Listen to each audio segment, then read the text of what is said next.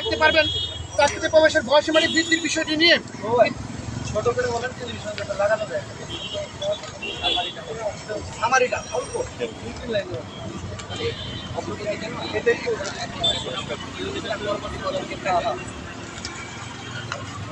প্রিয় সাংবাদিক ভাই বোনেরা, চাকরিতে আবেদনের বয়সীমা 30 থেকে বাড়িয়ে 35 করার লক্ষ্যে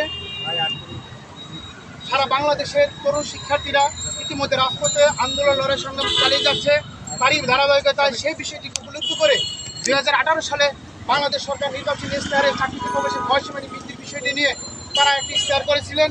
আমরা সেই আশায় বুক বেঁধেছিলাম প্রায় 5টি বছর, কিন্তু আপনারা জানেন গত দ্বাদশ নির্বাচনের আগে আমরা এই দাবিটি নিয়ে বিভিন্ন মহলে আমরা যোগাযোগ করেছি।